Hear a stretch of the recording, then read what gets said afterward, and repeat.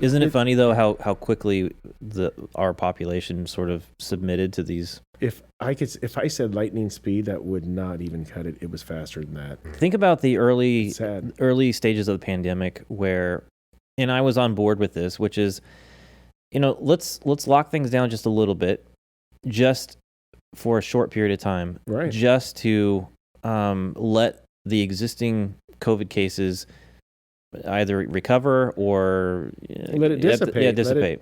Yeah. The problem is that every time,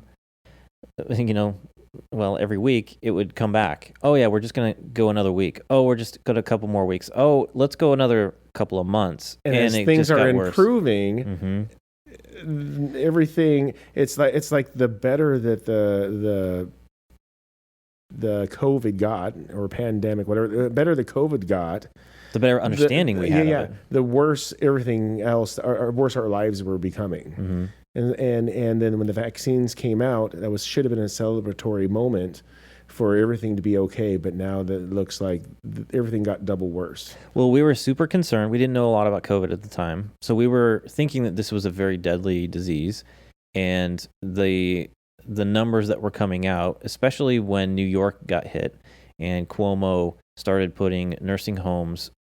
Filling nursing homes with COVID cases, which of course then killed a bunch of old people who were the most vulnerable. Right. It appeared at the time, even though they were older folks and have different health conditions, it was still such a massive hit to that population that it scared everyone that this is really dangerous. Right. And panic. Mm-hmm. Panic. And mm-hmm. panic is still there. Which is interesting in that today it's 2021. We're rearing to the end of this year, and LA just announced that they were going to implement these mandates for the vaccine passports. So you can't even go to the bar and have a beer. Right. You can't. And at the same time, now children can be vaccinated down to 6 or something. Now I can't remember what it is. Was it Johnson & Johnson? No, it was. What was the Pfizer? Pfizer has been approved, I think, for the younger kids now. And what's crazy, talking about risk, what's crazy is that early in the pandemic, we did have this idea that it was this very, very bad thing. And so the risk to do anything seemed like that was a high risk. If you're going to go out grocery shopping and be in a building full of people, the risk of you getting COVID seemed very, very high, and bring it home on your groceries. They even said on the bottom of your shoes. Yeah. People were taking their shoes off outside because they're concerned that they're bringing this in and going to kill their whole family. Mm-hmm. Yeah, so the idea, there was such an idea of high risk at the time. Sure. And then as time has gone by, it's now, a year and a half later, and we know the risks so much more now. Our understanding of COVID and all the therapies to treat it, the vaccines and what their efficacy is now, the populations that are susceptible to heavy versions of the disease versus, it feeling like a cold, for kids. We know a lot more of what those risks are. And in general, we kind of know that the risks are low. I saw a stat here. It's so interesting. There's a stat, it was a survey of people, and they said that among Democrats, 41% of Democrats believe that the hospital rate for unvaxxed people is over 50%. Oh. Hospital rates. That's huge. That's huge. The expectation is if you're not vaxxed and you get COVID, the likelihood is over 50%. You're gonna be in the hospital. Right. Among Republicans, it was 22%. So 22% of Republicans thought that if you're unvaccinated, the likelihood is high that you're going to be. I still think that's a high amount of people. But if you go back down and look at some of the lower stats, which, by the way, the unvaccinated hospitalization rate is still less than 1%. It's like I think it's 0.8 or something. So it's less than 1% if you're unvaxxed. And if you are... Sounds like a panicked country. Yeah. And if you are vaxxed, I think they said it was something like, 0.3 or 0.4% chance that you might end up in the hospital. But what was interesting is when you looked at the numbers between Democrats and Republicans of the actual risk being less than 1%, among Democrats, only 2% believed that was the number. Is that right? Only 2%. Now, among Republicans, it was represented at 16%. So just about the same number of Republicans thought that the vaccination or unvaxxed likelihood was at right around 1%. that was almost the same level as people thinking it was at 50%.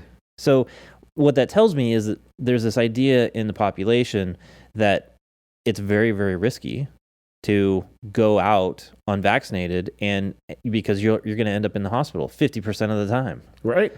That's terrifying.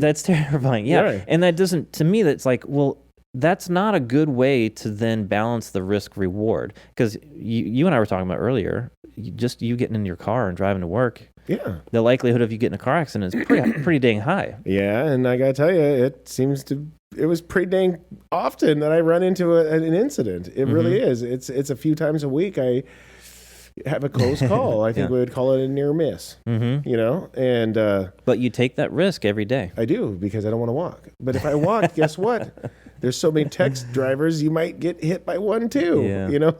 There are risks all the time, all the way to choosing to have a child or not. I mean, and all the way in between. Should I have a burger or, let's have a salad? I mean, every single thing is, they're not just decisions, but some things are truly risks. But isn't that what life is?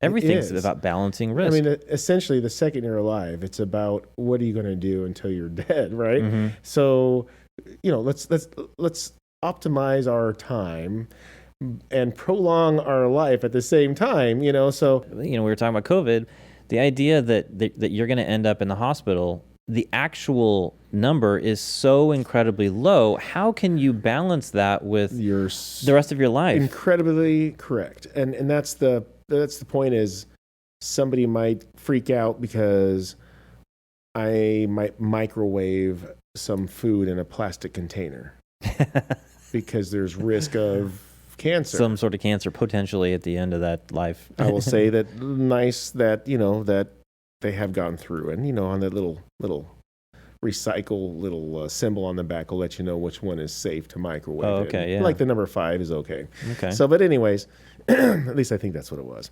But anyways, check it out. That's a risk that I might take. Maybe it does. Maybe it will. But it's a very, very small chance. And these are stupid. Might be little, but prolonged.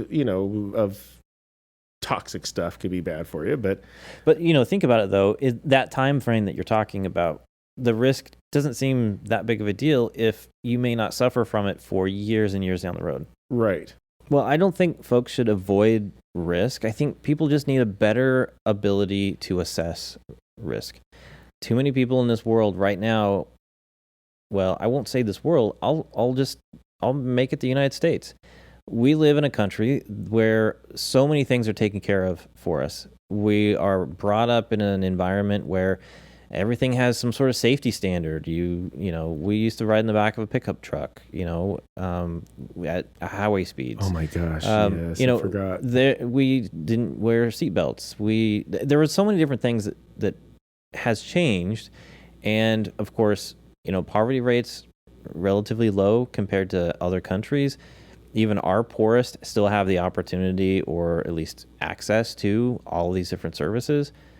We're in a spot where the risks have been kind of taken away from us. And so I think that our ability to assess whether something is worth the risk, that sort of formula has changed. Yeah. And I think COVID has made it even worse. People really have, a very weird understanding of what the actual risks are. They rely on information from other people or other sources that are not very accurate. When you're talking about your daughter, like flinching, and then we were saying, like, taking the natural ability to flinch away. I feel due to COVID, a huge percentage of our population has essentially given their flinching ability, if you will, to the government to, like, tell me when to flinch, because I don't want to decide when to flinch. They give their risk decision making to somebody else. And then that's where I think you and I, maybe we're too old fashioned or we're smart. It could be both. And we're like, we'll flinch. I'm not going to I'm glad that I flinch. I don't think it's a joke or funny that I'd be concerned if I didn't, and I want to continue to make my own risk assessments. I'm not going to do it on what the mass say or what somebody else will tell me, you know. Thanks for listening to the shortened version of our show. If you want to catch the full audio episode, you can find it here or wherever you find your podcast. But if you want to see the full version in video format, you can catch us on YouTube, Rumble, and now on Spotify.